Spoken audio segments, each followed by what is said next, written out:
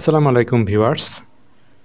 Voter তথ্য হালনাগাদ কার্যক্রম আজকের এই ভিডিওতে আপনাদের সকলকে স্বাগতম জানাচ্ছি।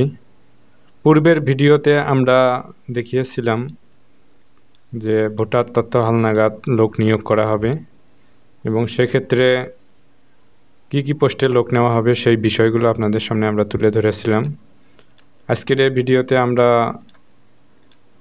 অন্য বিষয় নিয়ে আমরা আলোচনা করব। সবাই স্কিপ না করে ফার্স্ট টু লাস্ট সম্পূর্ণ ভিডিওটি দেখবেন।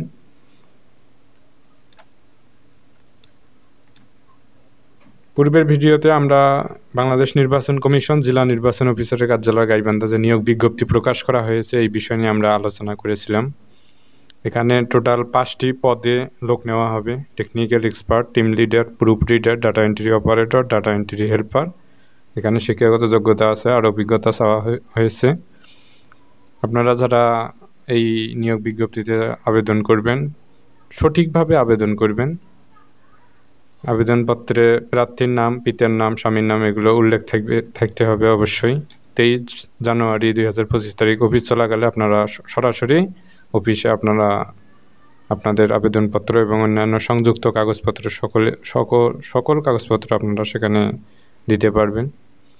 আবেদনপত্র যে বিষয় সেটা হচ্ছে আমরা একটা দেখি, এখানে একটা দেওয়া আছে যে পদের নাম ঋণ কর্মকর্তা প্রগতি, মানে অনেকটা আবেদনপত্র এই রকমই হবে। এখানে পদের নামটা চেঞ্জ হবে। এখানে আপনারা যে পদে দিবেন, ধরুন ডাটা এন্ট্রি অপারেটর, তাহলে পদের নাম ডাটা এন্ট্রি অপারেটর এখানে দিবেন।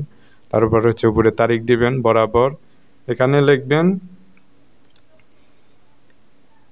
কার বরাবরে আপনি পাঠাবেন, জেলা নির্বাচন অফিসার ভারপ্রাপ্ত গাইবান্ধা।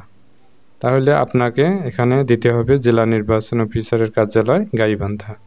তারপর হচ্ছে বিষয় কি, বিষয়টা আপনি দিবেন এখান থেকে ভোটার তথ্য হালনাগাদ কার্যক্রমে যে এখানে দেওয়া আছে ছবিসহ ভোটার তথ্য হালনাগাদ কার্যক্রম 2025 সেটি এই বিষয়ে দিবেন। তারপর জনাব লিখে স্মারক নাম্বার এগুলো দিবেন। তারপর হচ্ছে দেখেন এখানে নাম, তারপরে পিতার নাম, মাতার নাম, বর্তমান ঠিকানা, স্থায়ী ঠিকানা, নিজ জেলা, জন্ম তারিখ, জাতীয়তা, ধর্ম, মোবাইল নম্বর, জাতীয় পরিচয়পত্র এগুলো সব ঠিক থাকবে।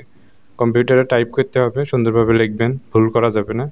তারপরে শিক্ষাগত যোগ্যতা এসএসসি ইন্টার যেটি চাওয়া হয়েছে সেটি দিবেন। তারপরে অতিরিক্ত যোগ্যতা কম্পিউটার প্রশিক্ষণ প্রাপ্ত এগুলো দিবেন। তারপর স্বাক্ষর থাকবে এবং সংযুক্তি সব কিছু অ্যাড করে দিবেন। এইভাবে আবেদনপত্রটি লিখবেন। এখন আমরা যে বিষয়টি আপনাদেরকে জানাবো সেটি হচ্ছে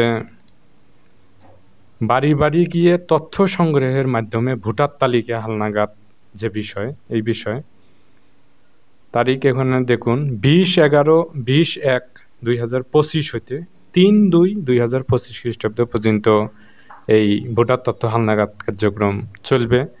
আপনাদের বাড়ি বাড়ি গিয়ে এটি হবে এবং মাইকিং হবে এই বিষয়ে। অবশ্যই আপনারা এই সময়ের মধ্যেই ভোটার হবেন, যারা বাদ পড়েছেন তারা হবেন। এখানে কি লাগবে অবশ্যই এটা গুরুত্বপূর্ণ যে নতুন ভোটার হওয়ার ক্ষেত্রে প্রয়োজনীয় চাহিদা দলিলাদির বিবরণ কি লাগবে। 17 ডিজিট দেখুন 17 ডিজিটের অনলাইন ডিজিটাল জন্ম নিবন্ধন সনদ এটি লাগবে। তারপর যদি না থাকে তাহলে আপনাকে ইউনিয়ন পরিষদ থেকে অনলাইনে ডিজিটাল জন্ম নিবন্ধন বাংলা ইংলিশ করা যেটি সেটি 17 ডিজিটের করে নেবেন। তারপর হচ্ছে কি 2 নাম্বার পিতামাতা, ভাই বোন, চাচা, ফুফু জাতীয় পরিচয়পত্রের কপি।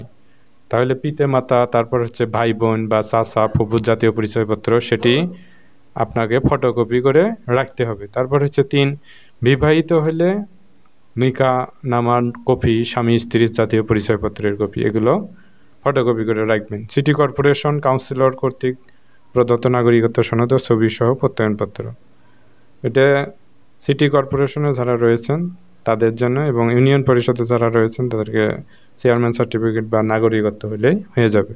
তারপর 5 দেখুন পিএসসি সমাপনী অথবা জিএসসি এসএসসি সমমান পরীক্ষার সনদের কপি। আপনারা যারা পিএসসি পরীক্ষা দিয়েছেন বা জিএসসি বা এসএসসি বা ইন্টারের সার্টিফিকেট থাকে তাহলে সেখানকার ফটোকপি করে দিলে হবে। 6 দেখুন স্থায়ী হলে জমির খতিয়ানের কপি, হোল্ডিং ট্যাক্সের কপি, ভূমি খাজনার রসিদের কপি, পুরনো বিদ্যুৎ বিলের কপি।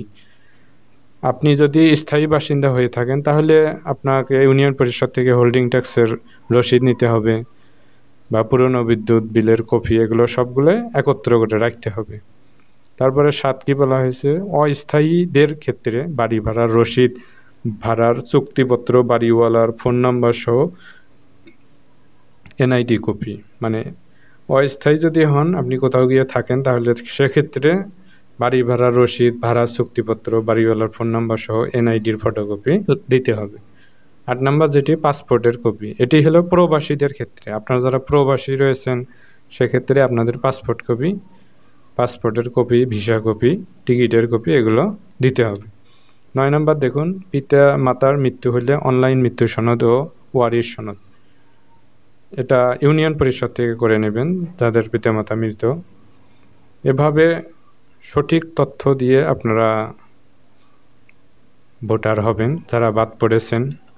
তারিখ দেখুন 20/1/2025 হতে 3/2/2025 খ্রিস্টাব্দ পর্যন্ত এটা চলবে। এভাবে ছবি সহ ভোটার তালিকা হালনাগাদ হবে।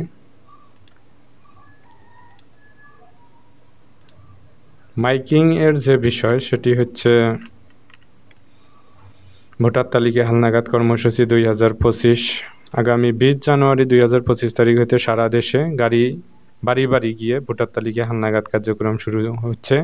যাদের জন্ম 1 জানুয়ারি 2008, জন্ম যাদের 1 জানুয়ারি 2008 বা তার আগে এবং বিগত হালনাগাদে ভোটারযোগ্য যারা বাদ পড়েছেন বা অন্য যে কোনো কারণে ভোটার তালিকায় নাম অন্তর্ভুক্ত করতে পারেননি, নির্বাচন কমিশন কর্তৃক নিয়োগপ্রাপ্ত তথ্য সংগ্রহকারীগণ আপনার বাড়ি বাড়ি গিয়ে তাদের তথ্য সংগ্রহ করবেন। এ সময় মৃত ভোটারদের ভোটার তালিকা হতে বাদ দেওয়ার জন্য তথ্য সংগ্রহ করা হবে। তথ্য সংগ্রহের এই কার্যক্রম আগামী 3 ফেব্রুয়ারি 2025 পর্যন্ত